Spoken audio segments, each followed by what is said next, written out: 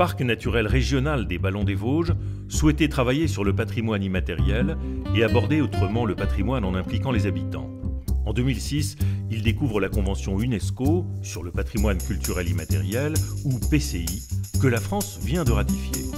Ce texte précise que le PCI d'un groupe humain est ce que ce groupe reconnaît comme tel. 5 domaines y sont répertoriés: les traditions et expressions orales, les arts du spectacle, les pratiques sociales, rituels et événements festifs, les connaissances et pratiques concernant la nature et l'univers, les savoir-faire liés à l'artisanat traditionnel.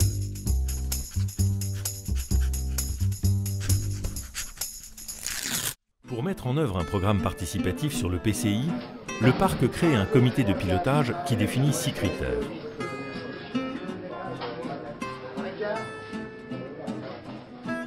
Projet autour d'une pratique vivante qui se transmet, portée même par une seule personne au départ, avec un intérêt collectif démontré, possédant un lien avec le territoire et l'histoire du territoire, localisé dans le parc. L'idée des jurés citoyens voit le jour et 2 secteurs d'expérimentation sont retenus: les pays de la Déodacie et des Vosges saunoises. 2 élus représentant chacun de ces territoires rejoignent le comité de pilotage. En 2008, après débat, il est décidé que chaque jury citoyen choisira l'élément PCI parmi ceux qui seront proposés par les habitants.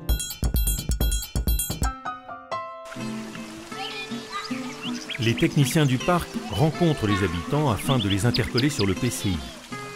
Ils les invitent à des rencontres proches de chez eux et leur proposent de participer à un jury citoyen.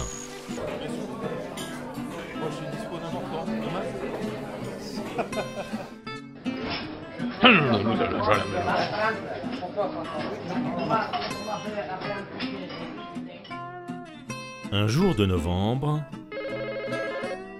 Bonjour, pour le PCI, oui, c'est le bon numéro, en effet. Un premier élément est présenté et d'autres suivront. Le comité de pilotage souhaite un jury délibératif, impartial et représentatif de la population de chaque secteur. Le recrutement se fait à partir des annuaires téléphoniques. 9 personnes sont retenues dans chacun des territoires d'expérimentation.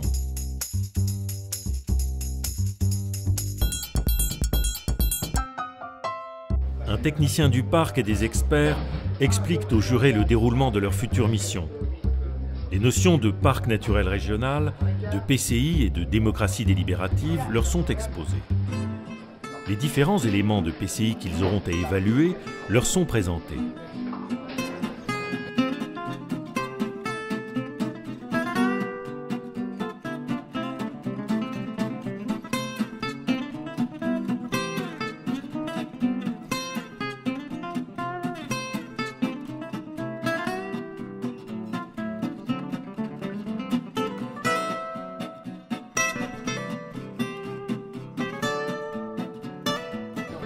Les jurés déterminent des critères de sélection, élaborent une grille d'évaluation, débattent et délibèrent.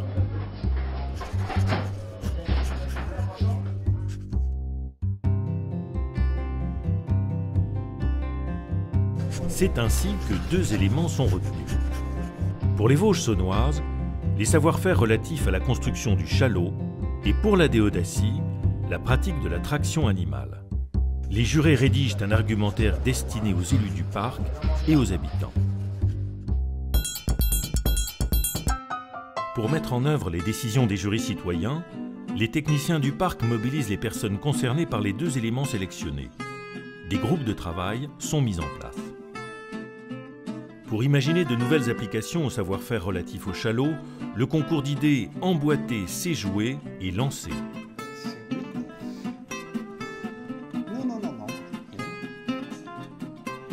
3 micro-architectures sont retenues et construites au stade de prototype.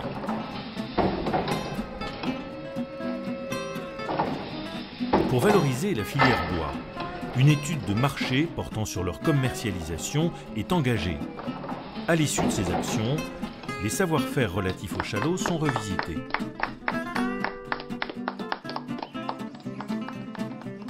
Pour mettre en place de nouveaux usages de l'attraction animale, un voyage de découverte, des journées de démonstration et 2 études de faisabilité sont proposées.